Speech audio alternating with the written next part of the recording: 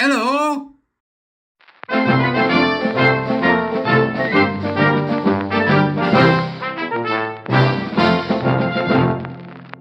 Beep, beep, beep, beep. Morning all. Welcome to the Court of the Edijester.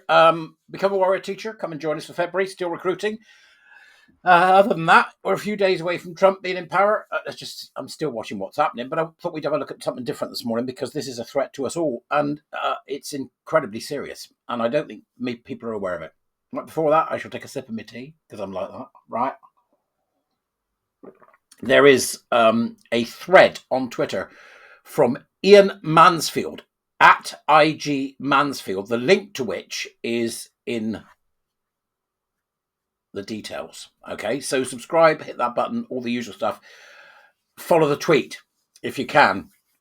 This is very important, right? So just to give you a sort of setup to where we are with this, there is an organisation called UKRI, which is the UK's Research and Innovation Fund, which funds approximately 7 billion of academic funding across the UK. In essence, it is the pipeline for funding of scientific endeavour, and as you can imagine, with that kind of money, an extraordinary economic stimulator, involving projects that will range from arts to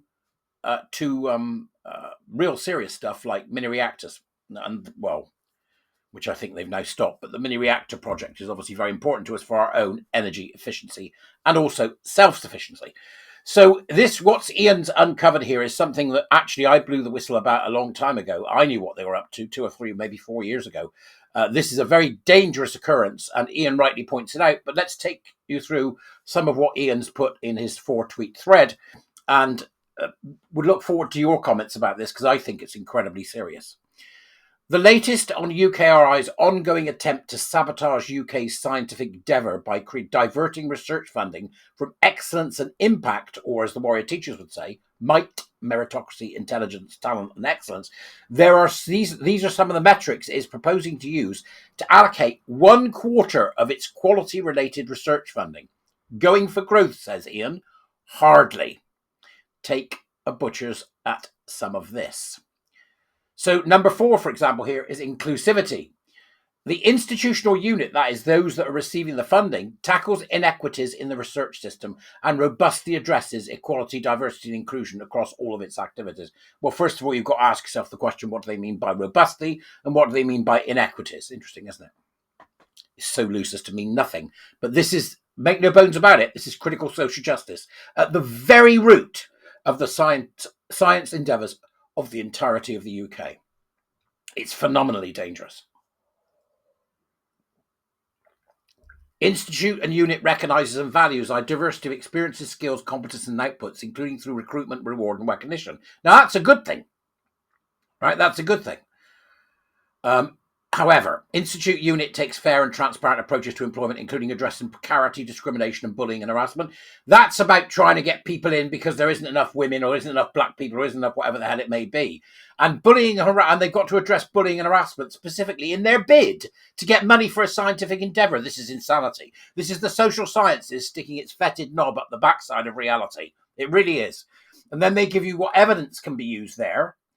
Quantitative evidence, learning and training data such as feedback on effectiveness, longitudinal data on percentage of eligible staff, full-time employees, as white, black, Asian, other, mixed or unknown, longitudinal data on percentage of eligible staff, full-time employees with no known disability, disability declared or unknown at institutional level. Now, disability is the one thing we should be looking at. Reasonable adjustments to help people, and not self-identified disability either, because people do that now. Would you believe it? Transabled. I mean, get your head around that. And then eligible staff who are male or female. This is not how it works.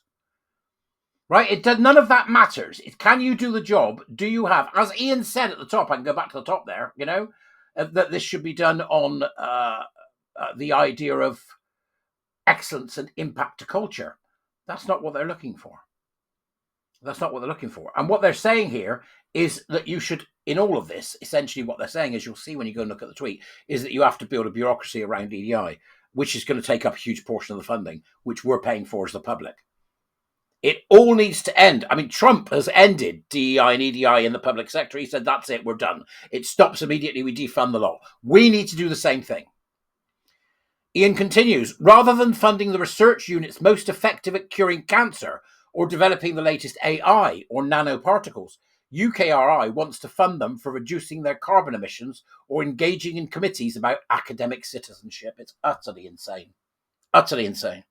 Carbon emissions, my backside. We're so tiny, the UK, it doesn't matter what we do. For every little molecule that we manage to stop, being an emission of carbon, India farts 28. China farts 105. We're wasting our time. It's absolutely wasting our time. And again, looking for evidence, there must be robust evidence of that, conformity measures, all that sort of stuff. So you've got to have this bureaucracy, which means you've got to have an individual. That individual's going to bother everybody about bullshit like this. It's embedding the template of critical social justice over the entire funding system for the UK scientific endeavour. This is dangerous. I think so. You tell me. And then he says at the bottom here, best case, massive bureaucracy and diversion of effort. Worst case, active harm to our science base. Fortunately, this is just a pilot. There is still time for the Science Secretary or the next head of UKRI to kill this stone dead. As it stands, we are on track to self-sabotage one of the few remaining things the UK is world class at in the name of EDI. Now, I'm really looking forward to hearing from you. So if you can comment, please do. I think this is phenomenally dangerous. Universities UK and Advance HE, they're two organisations that always come up when I look at stuff about UKRI. I want to know who's interfering at this level.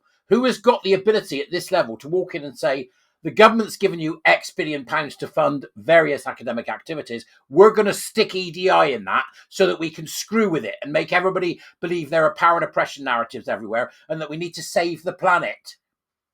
Who's doing this? Right? Who's doing it? That's what I want to know. I really want to know. I want a name. This is why we need a full investigation of all this nonsense right across the board.